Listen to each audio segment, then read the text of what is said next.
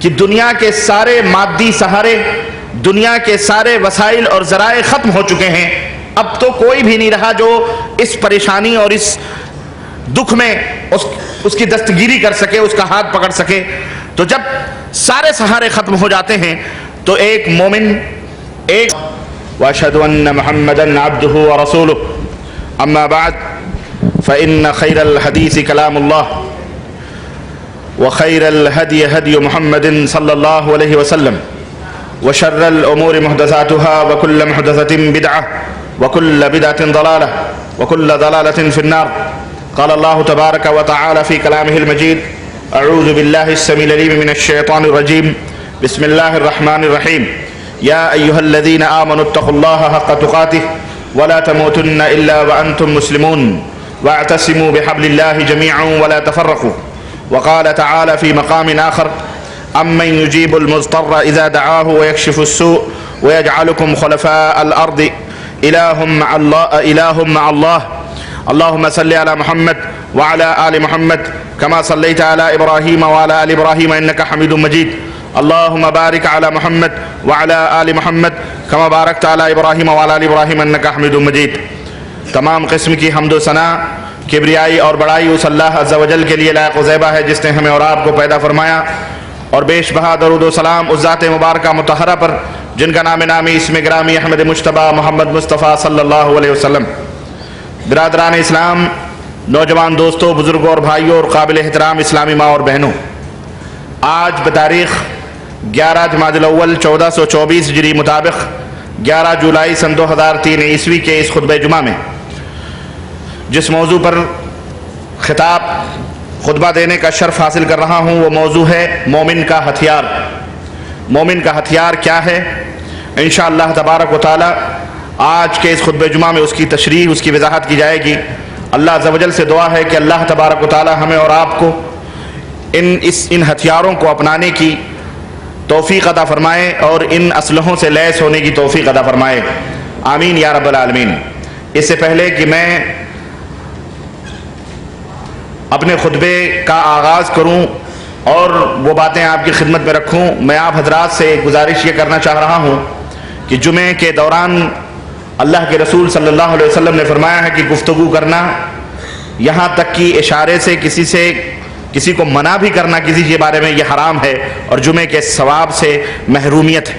اس لیے براہ کرم صفیں بعد میں مرتب ہو جائیں گی انشاءاللہ تعالی، آپ حضرات جہاں جگہ پائیں وہاں بیٹھ جائیں۔ انشاءاللہ نماز جب شروع ہوگی تو اس وقت سب اپنی اپنی صفیں انشاءاللہ درست کر لیں گے، کہیں ایسا نہ ہو کہ ہم صفوں کی درستگی میں اپنے اعمال کو باطل کر لیں اور ان اجر و ثواب سے جو اللہ رب العزت نے رکھے ہیں خطبے میں اور اس آج کے دن اس سے محروم ہو جائیں۔ میرے عزیزوں، میرے دوستوں اور بھائیوں، اس مختصر سی تمہید کے بعد ہم اور آپ اس حقیقت کو جانتے ہیں کہ انسان کی زندگی یہ خوشی اور غم کا مجموعہ ہے۔ ہر انسان اپنی زندگی میں کبھی نہ کبھی ایسے حالات سے ضرور دوچار ہوتا ہے اور ایسے مواقع اس کی زندگی میں آتے ہیں کہ جہاں اس کے سارے دنیاوی وسائل اور اس کے سارے دنیاوی ذرائع اور اس کے سارے سہارے ٹوٹ جاتے ہیں، بکھر جاتے ہیں، اس کے اپنے ہاتھ دے دیتے ہیں، اس کے دوست احباب اس سے روٹھ جاتے ہیں، سماج اور سوسائٹی اسے چھوڑ دیتی ہے، امیدیں ختم ہو جاتی ہیں اور ظاہری اسباب اور ظاہری وسائل ناکام ہو جاتے ہیں۔ جو اعزاء اور اقارب تھے وہ ان پر اعتماد ان سے ختم ہو جاتا ہے، یہاں تک کہ بھائی کے ساتھ بھی بات نہیں کرتا، بیوی شوہر کے ساتھ اور اولاد اپنے والدین کے ساتھ کھل کر بات نہیں کر سکتے، گویا سب کچھ ہوتے ہوئے بھی انسان اپنے آپ کو تنہا محسوس کرتا ہے، انسان اپنے آپ کو سب کچھ ہوتے ہوئے بے بس اور مجبور اور بے کسی کا عالم محسوس کرتا ہے۔ تب میرے عزیزوں انسان کے اندر سے ایک آواز اٹھتی ہے، انسان کو اس بات کا احساس ہوتا ہے اور इंसान के दिमाग में ये बात आती है कि दुनिया के सारे मादी सहारे, दुनिया के सारे वसाइल और ज़राए ख़त्म हो चुके हैं, अब तो कोई भी नहीं रहा जो इस परेशानी और इस दुख में उसकी दस्तगिरी कर सके, उसका हाथ पकड़ सके। तो जब सारे सहारे ख़त्म हो जाते हैं तो एक मोमिन, एक मुसलमान के दिल में एक भूख उठती है और एक उम्मीद की किरण उसके दिल में दिखाई देती है, और वो अपने दिल में ये सोचता है कि सारे दरवाज़ों से भगा तो दिया गया, लेकिन अब एक दरवाज़ा है बाकी, एक सहारा ज़रूर बाकी है, और वो दरवाज़ा अल्लाह अकबर हमेशा हमेश के लिए खुला हुआ होता है। वो दरवाज़ा कभी किसी वक्त बंद नहीं होता, बल्कि वो दरवाज़ा दिन हो कि रात हो, सुबह हो कि शाम हो, हमेशा हमेश के लिए वो दरवाज़ा खुला हुआ होता है, जहां बंदा हर दुख को बयान कर सकता है, हर मसाइब और आलाम के वक्त उस दरवाजे के वो दस्तक दे सकता है, उसा पर हमेशा हर वक्त अपनी अर्जी को पेश कर सकता है, अपनी बातें उस दरवाजे के सामने उस दरबार में बयान कर सकता है। अल्लाह अकबर।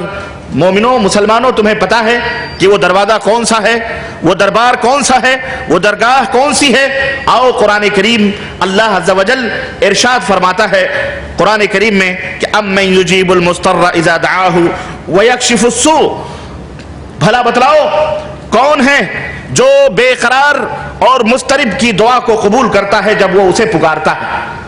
कौन है कायनात के अंदर कि जब करवट बदलते हुए मरीज की कराह उसके सीने से निकलती है तो उस करवट बदलते हुए मरीज की कराह को सुनकर अल्लाह उसे वो शिफा देता है?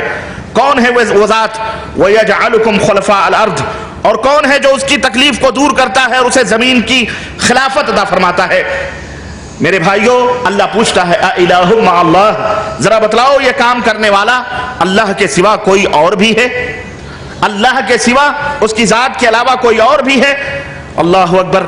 ये आयत करीमा हमें ये एक शऊर दे रही है, ये एक फिक्र दे रही है कि ऐ कायनात के लोगों, ऐ दुनिया के लोगों, अगर तुम्हारा ईमान अल्लाह अज़्ज़ा वजल के ऊपर है, अगर तुम मोमिन हो, तो अगर तुम्हारे दुनिया में सारे सहारे खत्म हो जाएं, सारे तुम्हें अपने दर से भगा दें, और जहां तुम्हें कहीं कोई पनाह न मिल रही हो, तो उस वक्त एक दरवाजा 24 घंटे खुला रहता है। सुबह, शाम, रात, दिन, हमेशा उस दरवाजे पे तुम दस्तक दे सकते हो, और वो दरवाजा अल्लाह अज़्ज़ा वजल का दरवाजा है। अल्लाह तबारक व तआला अपना दरवाजा हमेशा खुला रखता है, जहां हमेशा हर एक की दुख और सुख अल्लाह तबारक व तआला उनकी फरियादों को सुनता है। एक शख्स नबी करीम सल्लल्लाहु अलैहि वसल्लम की खिदमत में हाजिर हुआ और अर्ज किया कि या रसूल अल्लाह सल्लल्लाहु अलैहि वसल्लम, आप हमें किस चीज की दावत दे रहे हैं, किस चीज की तरफ बुला रहे हैं? नबी करीम सल्लल्लाहु अलैहि वसल्लम ने फरमाया कि मैं इस बात की दावत देता हूं, मैं उस अल्लाह की तरफ दावत देता हूं जो तन्हा है, अकेला है, जिसका कोई साजी और जिसका कोई शरीक नहीं है। मैं उस जात की तरफ तुम्हें बुलाता हूं कि जब तुम किसी मुश्किल में होते हो तो वो तुम्हारी मुश्किल कुशाई करता है। जब तुम जंगलों में राहों से भटक जाते हो और रास्ते भूल जाते हो, और जब उस जात को आवाज देते हो तो जंगलों में तुम्हें वो रास्ता अता फरमाता है। जब तुम्हारी कोई चीज खो जाती है, जब तुम उससे मांगते हो तो वो जात तुम्हें वो चीज वापस कर देती है। जब कहत साली होती है और खुश्क सालियों से जब तुम दो चार होते हो, और जब उस खुश्क साली में तुम उससे मांगते हो, दुआएं करते हो, तो मूसलाधार बारिशें बरसाता है।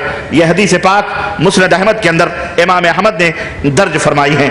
मेरे अजीजों, मेरे दोस्तों और भाइयों, मोमिन का सबसे बड़ा हथियार, मोमिन का सबसे बड़ा असलहा, मोमिन का सबसे बड़ा हथियार क्या है? वो दुआ है। अल्लाह अज़्ज़ा वजल के दरबार में रोना है, गिड़गिड़ाना है, अपने मुसीबत, अपने दुख, अपनी परेशानियों को बयान करना है। मोमिन जब चारों तरफ से मसाइब और परेशानियों के अंदर घिरता है, तो उस वक्त और सारे दरवाजे जब बंद हो जाते हैं, तो मोमिन जो अल्लाह रब्बुल इज्जत के ऊपर ईमान रखता है, उसके लिए अल्लाह का दरवाजा, उसके ऊपर तवक्कुल करता है, उसके ऊपर भरोसा करता है और एतमाद करके उस दरवाजे पे दस्तक देता है, तो अल्लाह तबारक तआला उसकी पुकार को सुनता है। तो ऐ दुनिया के मुसलमानों, ऐ मुसलमानों, आज दुनिया के अंदर तुम हजारों मसाइब और हजारों मुसीबतों से दो चार हो, हजारों मुश्किलात ने तुम्हें अपने चंगुलों में घेरा हुआ है, और दुनिया तुम्हें سارے وجود کو ختم کرنے کے در پہ ہے. گھبراؤ نہیں, پریشان نہ ہو. آؤ پیغمبر اسلام حضرت محمد الرسول اللہ صلی اللہ علیہ وسلم کی سیرت طیبہ کا مطالعہ کرو. انبیاء علیہ السلام کی سیرتوں کو دیکھو کہ انہوں نے جب کبھی بھی مصیبت پڑی, جب کبھی بھی دکھ آئے تو انہوں نے کیا کیا.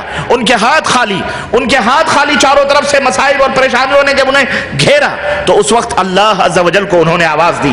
اور قرآن کریم میں اللہ تبارک و تعالیٰ نے ان انبیاء علیہ السلام کی سیرت کے اوپر روشنی ڈالی ہے, ان کی خبروں کو مثال کے طور پر بیان کیا ہے. کیوں؟ چاہے حضرت یونس علیہ السلام ہو, چاہے حضرت زکریا ہو, چاہے حضرت عیسیٰ علیہ السلام ہو یا حضرت موسیٰ علیہ السلام ہو, اور چاہے حضرت ایوب علیہ السلام ہو, چاہے حضرت یوسف علیہ السلام ہو, حضرت یعقوب علیہ السلام, حضرت ابراہیم ہو, جتنے بھی انبیاء علیہ السلام ہیں ان کے تذکروں کو قرآن کریم نے نوٹ کیا ہے اور اللہ عز و جل نے ان واقعات کو تفصیل کے ساتھ بیان فرمایا. کیوں؟ تاکہ اللہ کے بندوں, تاکہ میرے نبی کی امت جب قرآن کریم کا مطالعہ کرے اور انبیاء علیہ السلام کے ان واقعات کو قرآن کریم میں دیکھے اور پڑھے, اور جب کبھی مصیبتوں میں گھبرائے تو ان واقعات کو دیکھ کر نصیحت حاصل کرے, صبر کرے, کیونکہ صبر یہ بہت بڑی دولت ہے. ان اللہ مع الصابرین, صبر کرنے والوں کے ساتھ اللہ ہوتا ہے. اللہ کی نصرت اور حمایت صبر کرنے والوں کے ساتھ ہوتی ہے. ان پریشانیوں میں الجھ کر خودکشی نہ کرے, پریشانیوں میں, دکھوں میں, مصیبتوں میں پڑھ کر اپنے آپ کو ہلاک و برباد نہ کرے, بلکہ انبیاء علیہ السلام اس کے لیے اسوہ ہیں, نمونہ ہیں. اللہ تبارک تعالیٰ نے اور اسی نمونے کو یہ ہمارے نبی کی امت اپنائے, اور جب بھی مصیبت آئے تو اس اللہ کو آواز دے. حضرت یونس علیہ السلام کو اللہ تبارک تعالیٰ نے قرآن کریم میں خصوصیت کے ساتھ ان کے واقعے کو درج کیا ہے کہ جب یونس علیہ السلام اپنی قوم سے ناراض ہو کر کے نکلے, کشتی میں سوار ہوئے اور بوجھ کی زیادتی کی وجہ سے قرآن اندازی ہوئی, چٹی ڈالی گئی تو حضرت یونس علیہ السلام کا نام نکلا. یہ آزمائش حضرت یونس علیہ السلام کے حصے میں آئی, چنانچہ انہیں سمندر میں چھلانگ لگانی پڑی, اور جب انہوں نے سمندر میں چھلانگ لگائی, اللہ اکبر, اللہ تبارک و تعالیٰ نے اپنی ایک عظیم الشان مچھلی کو, مخلوق کو اللہ تبارک تعالیٰ نے اس کشتی کے پیچھے لگائے رکھا تھا کہ ابھی تھوڑی دیر میں میرا بندہ آنے والا ہے. حضرت یونس علیہ السلام کو سمندر میں ڈالا گیا اور یہاں پر ایک مچھلی نے اپنا منہ کھولا اور حضرت یونس علیہ السلام کو اپنے پیٹ کے اندر, جس طرح ایک ماں اپنی گود میں روتے اور بلبلاتے اور پریشان حال بچے کو اپنی گود میں لے لیتی ہے, مچھلی نے اپنی پیٹ میں حضرت یونس علیہ السلام کو لے لیا. اللہ اکبر, مچھلی نے نگل لیا حضرت یونس علیہ السلام کو, اور تقریباً روایات کے اندر آتا ہے کہ 50 دن تک حضرت یونس علیہ السلام کی وہ مچھلی کشتی بنی رہی اور پانی میں لے کر کے وہ مچھلی انہیں گھومتی رہی. تب اس ظلمت و تاریکی سے حضرت یونس علیہ السلام نے کس کو پکارا؟ جب سارے سلسلے, سارے وسائل, سارے ذرائع اس سمندر کی گہرائی میں ظلمت, سمندر پانی الگ ایک تاریکی کا گھر, اس کے بعد مچھلی کا پیٹ, وہ تاریکی, یہ تاریکی در تاریکی میں جہاں کوئی اپنی بات سننے والا نہیں, نہ کسی سے گفتگو, نہ کسی سے بات چیت, اس ظلمت و تاریکی میں حضرت یونس علیہ السلام نے کس کو پکارا؟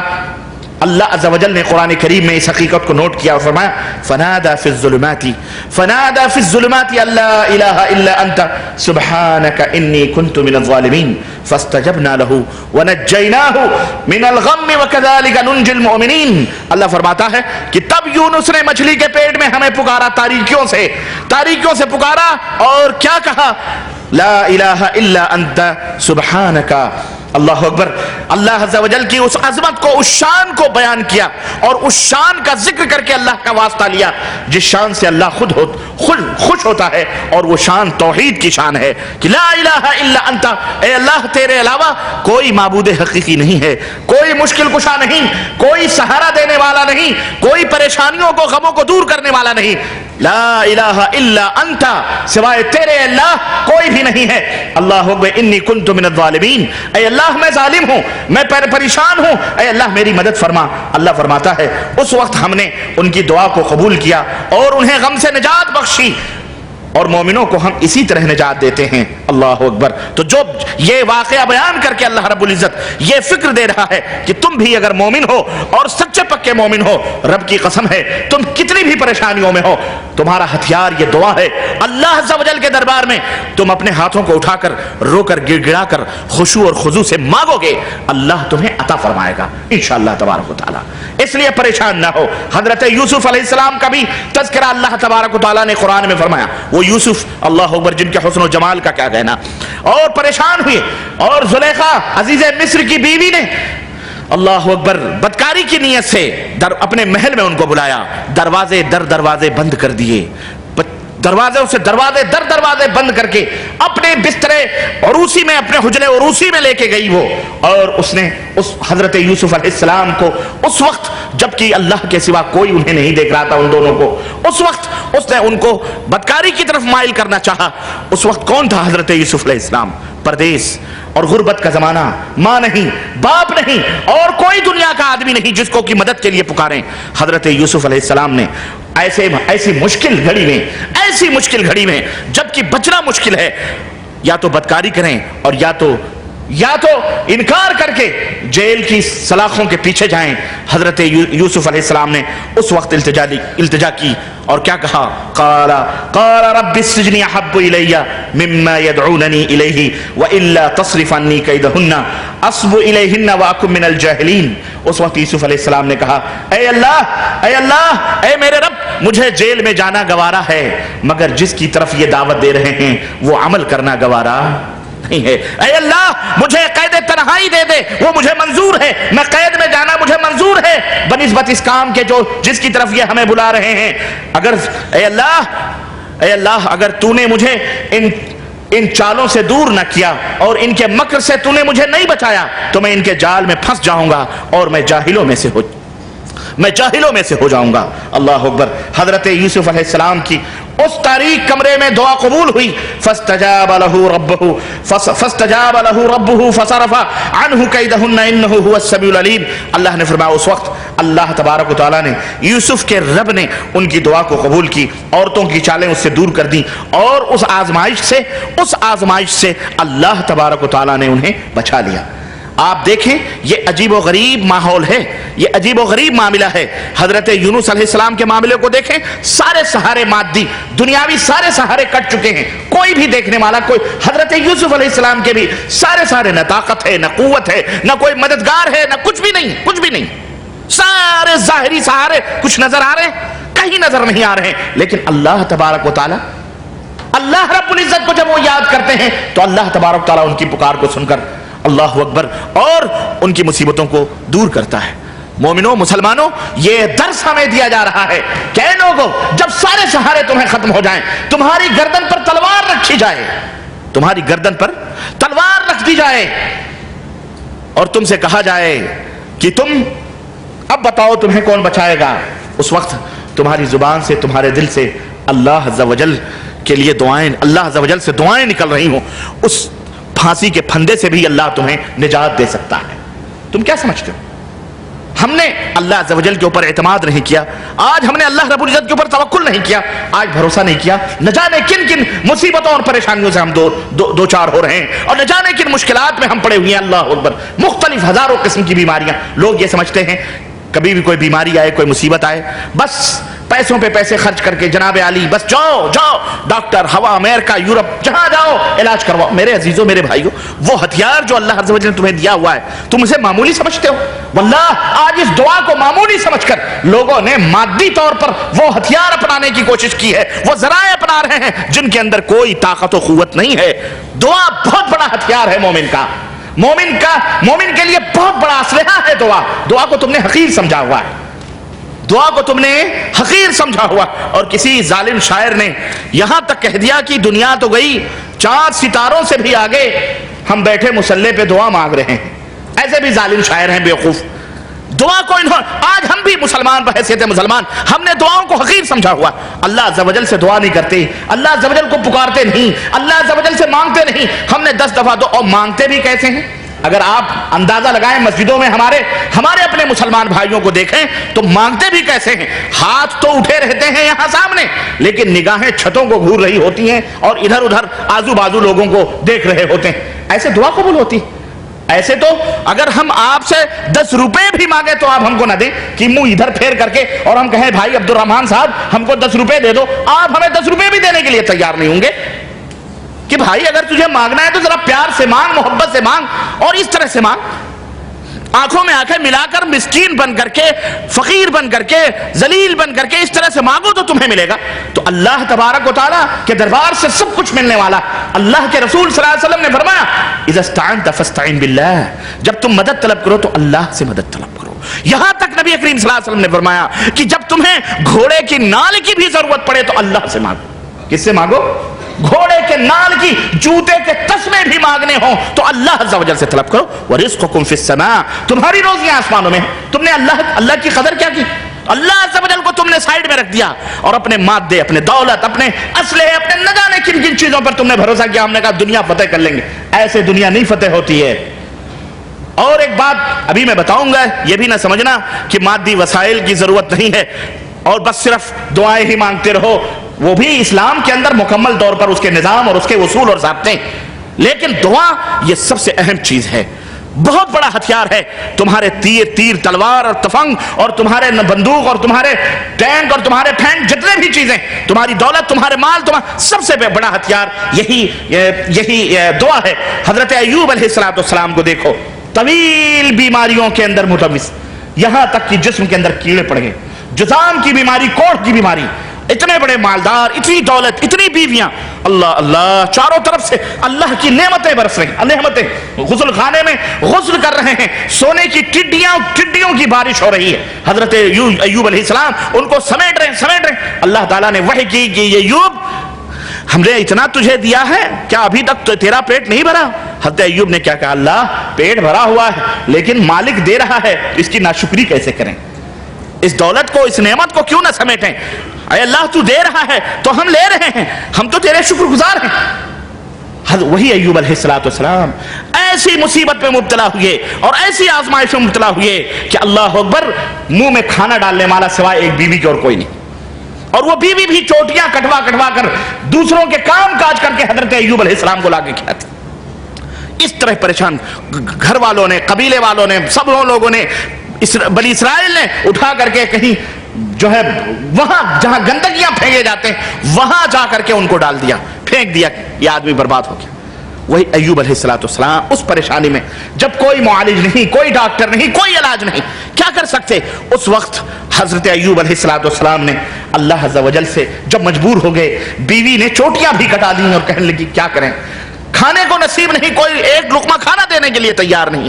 تو اس وقت حضرت ایوب کو غیرت آئی, صبر کرتے رہے, لیکن جب دیکھا کہ بیوی کی چوٹی تک کٹنے پہ آ گئی, اللہ اکبر, اس وقت اس مرد مجاہد کو غیرت آئی اور اس نبی اولو العزم نبی نے اللہ اکبر اللہ سے دعا کی اور کیا کہا, ربی انی مسنی الضر وانت ارحم الراحمین, اے میرے رب مجھے بیماری لگ گئی ہے. اللہ اکبر, کیا اللہ نہیں جانتا تھا کہ بیماری لگ گئی ہے؟ اے اللہ مجھے بیماری لگ گئی ہے اور تو ارحم الراحمین ہے, بس تو ارحم الراحمین ہے, اے اللہ مجھے بیماری لگ گئی ہے. اللہ تعالیٰ نے حضرت ایوب علیہ السلام کی دعا کو قبول فرمایا اور کہا ایوب جہاں تم بیٹھے ہو وہاں پہ اپنے پیروں سے ٹھوکر مارو, پانی نکلے گا, اسے پیو, اسے غسل کر لو.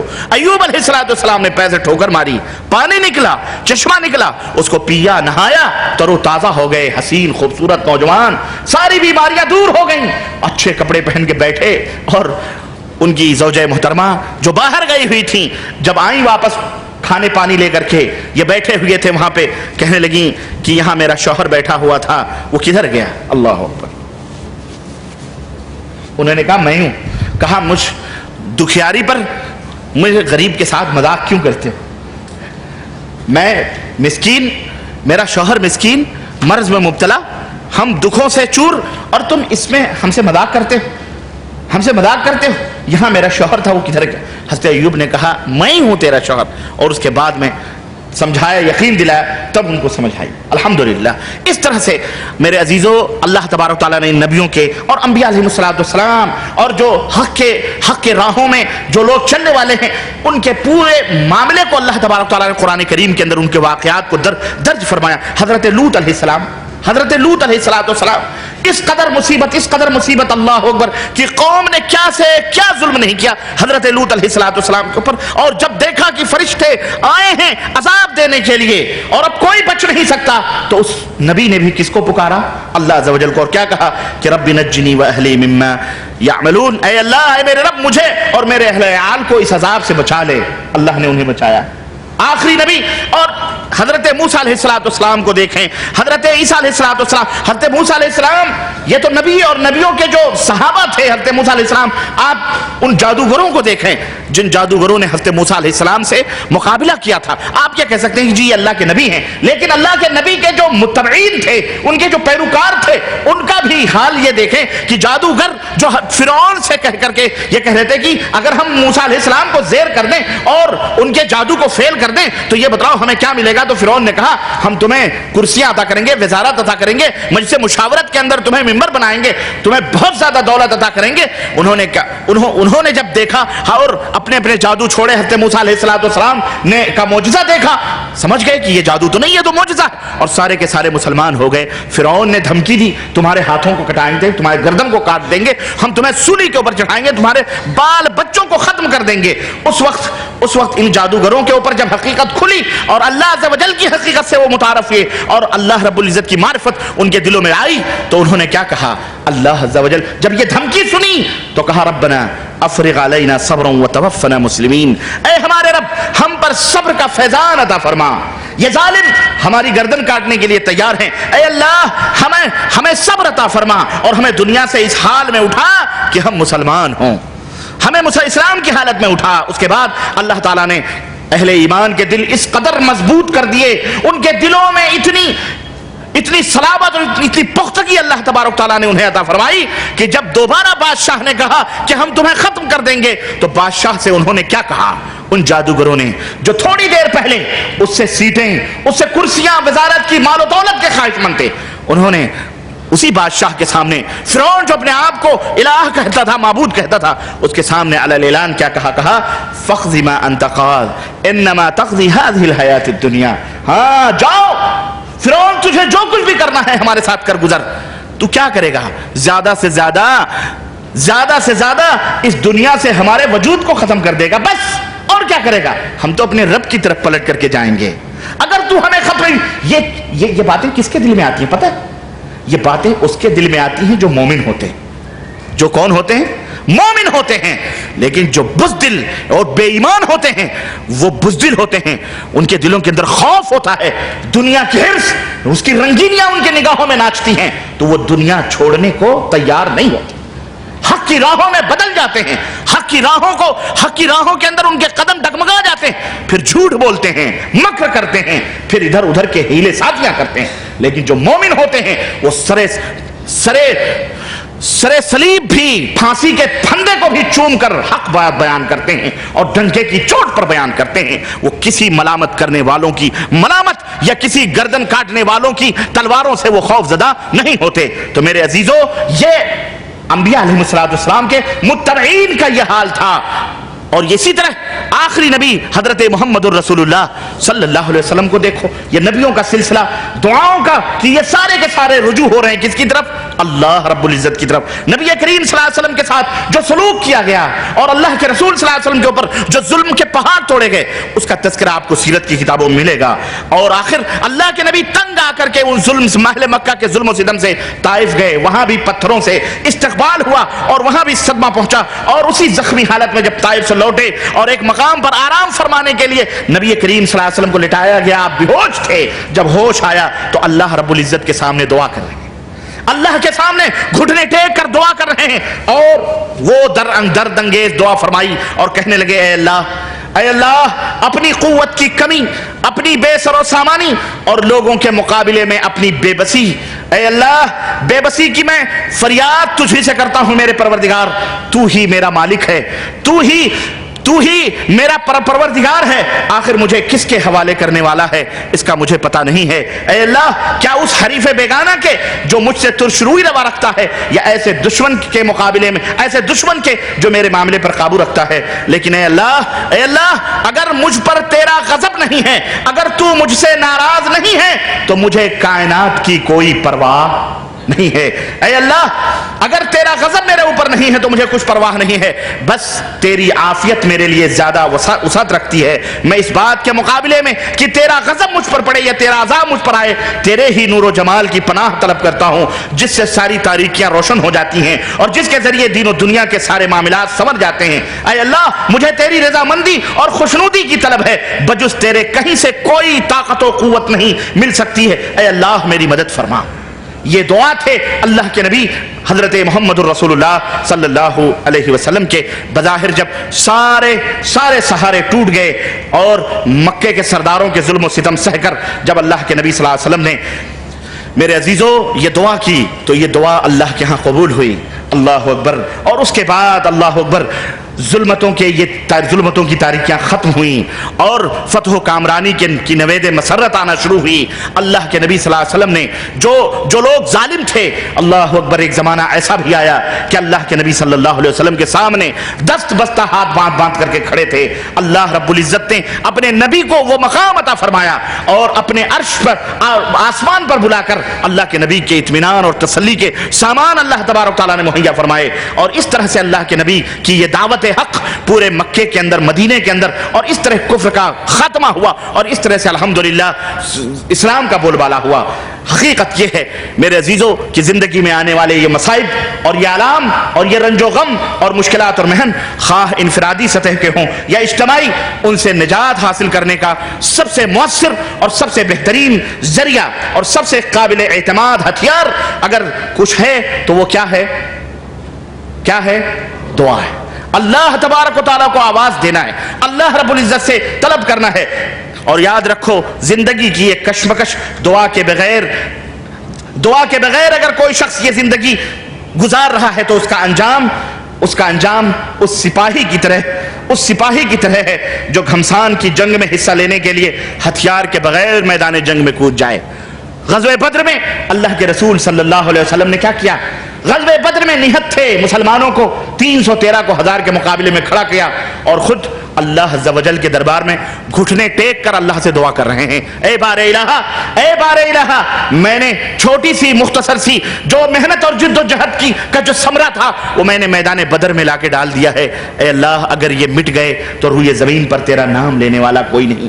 حضرت ابو بکر صدیق جو حارس تھے، نگراں، جو دروازے کے نگہبان مقرر تھے، بار بار نبی کریم صلی اللہ علیہ وسلم کے اس گڑگڑاہٹ کو، اس رونے کو اور اللہ کے نبی کی اس گریہ بازاری کو دیکھ کر چادر مبارک جو کندھے سے ڈھل جاتی تھی حضرت ابو بکر اٹھا کر کے ڈالتے اور کہتے اللہ کے نبی بس کیجئے، اے اللہ کے نبی بس کیجئے۔ اور اللہ کے نبی مسلسل رب سے دعا کر رہے ہیں، جنگ جاری ہے، لڑائی جاری ہے، اللہ سے دعا کر رہے ہیں۔ صحابہ دوڑے آ رہے ہیں، حضرت عکاشہ بن محصن آئے، انہوں نے کہا اللہ کے نبی تلوار مارتے کافروں کو میری تلوار ٹوٹ گئی۔ اسی عالم میں نبی نے ایک کھجور کی ڈنڈی دی اور کہا عکاشہ یہ لو جاؤ کفار کو قتل کرو۔ حضرت عکاشہ کہتے ہیں کہ میں وہ کھجور کی ڈنڈی لے کر کے میدان جنگ میں جس دم کودا ہوں اور میں نے کفار کے اوپر چلایا ہے، اللہ کے فضل و کرم سے وہ تیز ترار تلوار بن جاتی ہے۔ اللہ اکبر۔ ادھر نبی کریم صلی اللہ علیہ وسلم دعا کر رہے ہیں، تھوڑی دیر کے بعد نبوت کے چہرے پر خوشی و مسرت کی مسکراہٹیں کھیل گئیں اور اللہ کے نبی نے حضرت ابو بکر سے کہا ابو بکر جاؤ مسلمانوں میں اعلان کر دو اللہ نے فرشتوں کے ذریعے تمہاری مدد کی ہے اور 5000 فرشتے تمہاری مدد کے لیے آ رہے ہیں۔ یہ دعا جب سارے سہارے ختم ہو جائیں، جب کچھ نہ مادی وسائل اختیار کرو۔ ایک شخص آیا نبی کریم صلی اللہ علیہ وسلم دربار میں، اس نے کہا اللہ کے نبی اونٹ کو باندھوں اور اللہ پر توکل کروں یا اونٹ کو چھوڑ دوں اور اللہ کے اوپر توکل کروں؟ اللہ کے نبی صلی اللہ علیہ وسلم فرمایا اعقل وتوکل، پہلے اونٹ کو باندھ لو پھر اللہ کے اوپر توکل کرو۔ میرے عزیزو وہ وسائل وَعِدُّ لَهُمْ مَا اسْتَطَعْتُم مِّن قُوَّةٍ، اللہ نے فرمایا پہلے تیاری کر لو مکمل جتنی تمہاری تیاری ہے، لیکن ان تیاریوں کے اوپر بھروسہ نہ کرو، ان ڈنڈیوں پر بھروسہ نہ کرو، ان ٹینکوں کے اوپر بھروسہ نہ کرو۔ بھروسہ کس کے اوپر کرنا ہے؟ اللہ سے۔ اور سنو ایک بات، آخری بات کہہ کے میں اپنی بات ختم کرنا چاہ رہا ہوں۔ बाज लोग शैतान दिलों के अंदर ये डालता है कि मियाँ तुम गुनहगार हो, तुम चोर हो, तुम जानी हो, तुम बदकार हो, तुम्हारी दुआ अल्लाह नहीं कबूल करता है, तुम्हारी दुआ अल्लाह नहीं कबूल करता, सिर्फ सालिहीन की, बुजुर्गों की, नबियों ही की दुआएं अल्लाह कबूल करता है। मुसलमानों, ये शैतानी धोखा है, ये शैतानी फरेब है। अरे मैं तो कहूं अल्लाह शैतान की भी दुआ कबूल करता है, तो तुम तो शैतान से बदतर तो नहीं हो? बोलो। इब्लीस लईन जिसको अल्लाह तबारक तआला ने मरदूद करार दिया, अपने दरबार से निकाल दिया, अल्लाह उसकी भी दुआ कबूल करता है। क्या उसने अल्लाह से ये नहीं कहा था कि अल्लाह मुझे मोहलत दे दे क़यामत तक ताकि तेरे बंदों को गुमराह करूं? कहा था कि नहीं कहा था? ये दुआ है कि नहीं है कि अल्लाह मुझे मोहलत, रब्बी फंज़िरनी इला यौमिन युबअसून, इला यौमिन युबअसून, अल्लाह मुझे क़यामत के दिन तक मोहलत दे दे कि मैं तेरे बंदों को क्या करूं? गुमराह करूं। बताओ अल्लाह ने उसकी ये दुआ कबूल की कि नहीं की? अल्लाह ने मोहलत दी कि नहीं दी? जब इब्लीस मांगे और अल्लाह के नबी अल्लाह ताला उन्हें अता फरमा दे, उसे दे दे, उसकी दुआ कबूल करे, तो हम और तुम इब्लीस से तो इब्लीस है क्या? नऊज़ुबिल्लाह। और सुनो, इस बदअकीदगी को डालने वाला शैतान इससे क्या समरा हासिल करना चाह रहा है? वो ये चाह रहा है ताकि मुसलमानों तुम्हारे दिलों में जब ये बात पैदा होगी कि अल्लाह बुरे लोगों की नहीं सुनता, तो फिर इसका क्या होगा? अल्लाह से बंदे का ताल्लुक खत्म हो जाएगा। अल्लाह से बंदे का ताल्लुक क्या होगा? नंबर 1 खत्म होगा, और फिर उसके बाद में वो बंदा वो शैतान उसके दिल में आएगा, देखो नेक लोगों की अल्लाह सुनता है, फिर दरबारों पे ले जाएगा। कहां ले जाएगा? दरबारों, शद्दों, ताजियों, आलमों, चबूतरों पे ले जाके तुमको झुकाएगा। हाँ, पंजे से तुमसे मंगवाएगा, मांगो यहां। अल्लाह से तुम्हारा रिश्ता तो कट गया, ताल्लुक खत्म।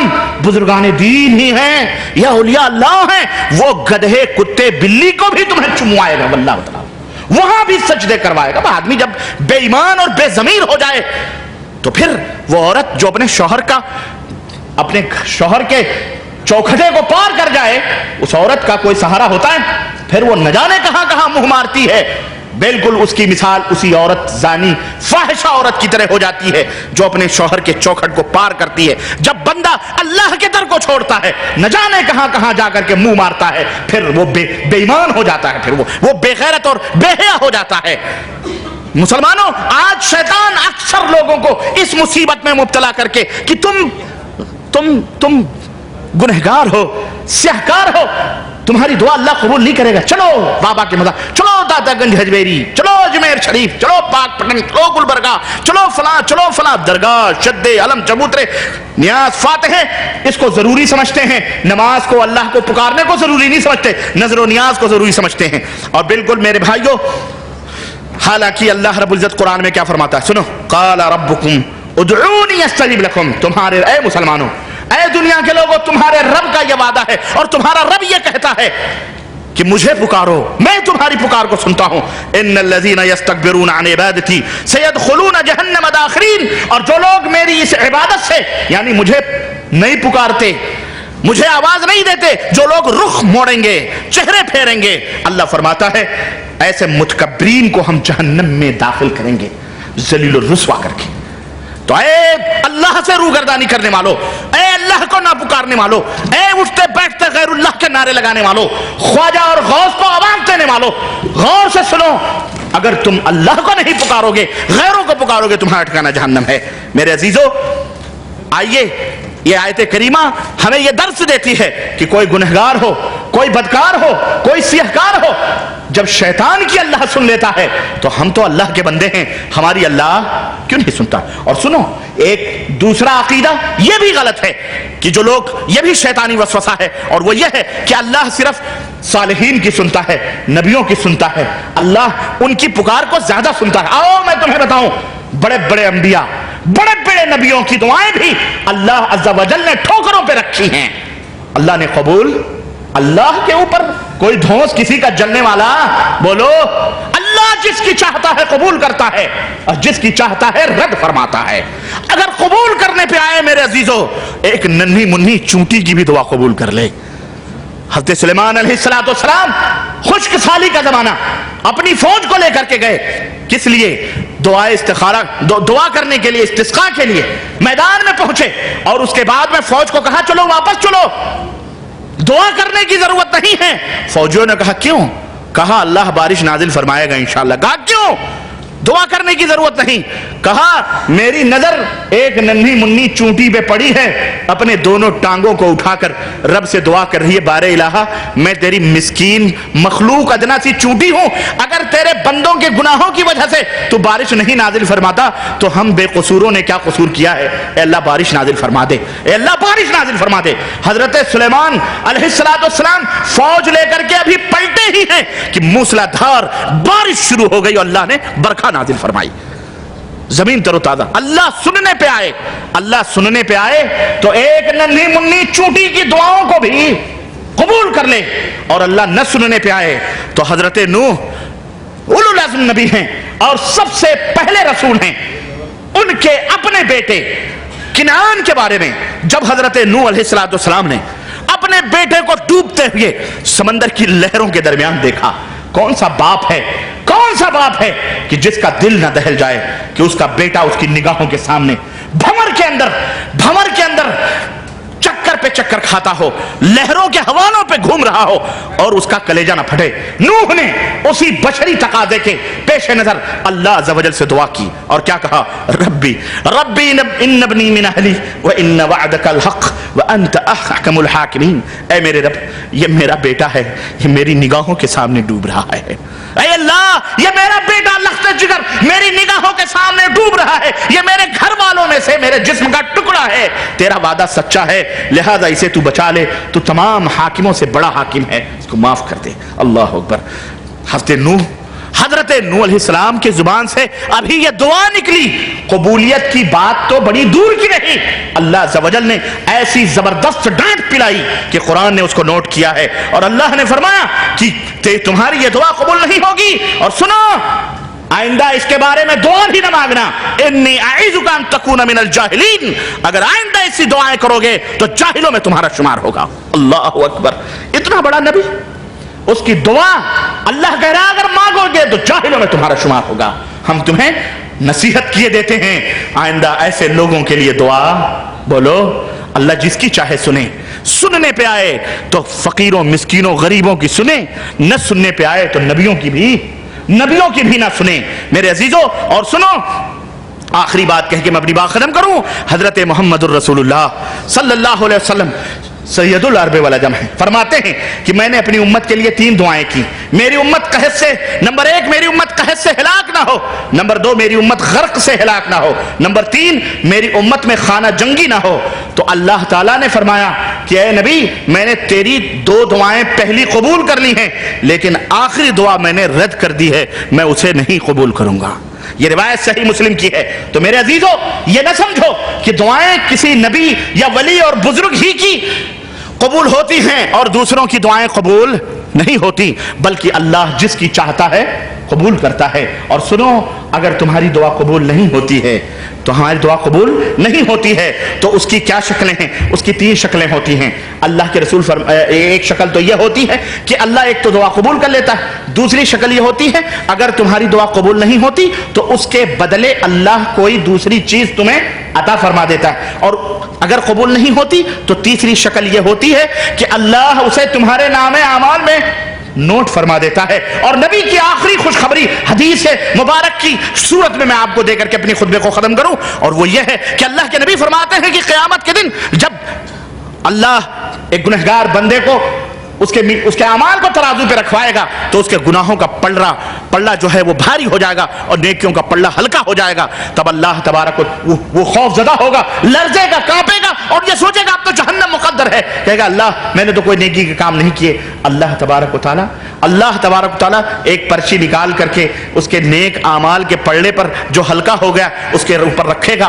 पर्ची का रखना होगा कि गुनाहों का पल्ला ऊपर जाएगा, नेकियों का पल्ला भारी हो जाएगा। वो कहेगा अल्लाह मैंने जिंदगी में कोई नेकी का काम नहीं किया, मैंने जिंदगी में कोई सवाब का काम नहीं किया। ऐ पाक परवरदिगार, ये कौन सी नेकियां हैं जिसने हमारे अमाल को ज्यादा कर दिए हैं। अल्लाह फरमाएगा मेरे बंदे, तेरे ऊपर दुनिया में जब भी कोई मुसीबत आती थी तो तू मुझे पुकारा करता था, जब भी कोई मौका आता था, जब भी खुशी हो या गम हो, मेरे सिवा तू किसी को नहीं पुकारा करता था और मैंने तेरी दुआ कबूल भी न की थी। ये वही दुआएं हैं जो मैंने तेरे नाम अमाल में میں لکھ کے رکھی تھی اور آج تجھے کام آ رہی ہیں۔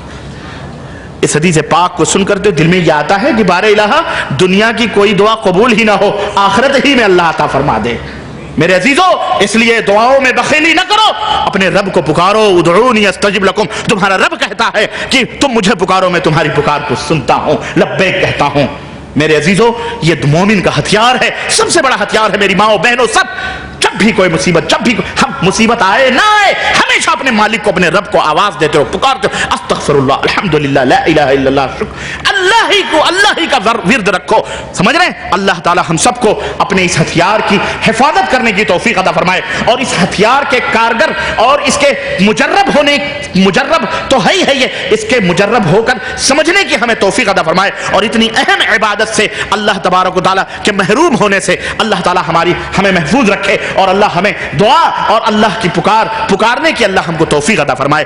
آمین یا رب العالمین۔ بارک اللہ لنا ولکم فی القرآن العظیم ونفعنا وإياكم بالآیات والذکر الحکیم، انہ تعالی جواد کریم ملک بالرؤوف الرحیم۔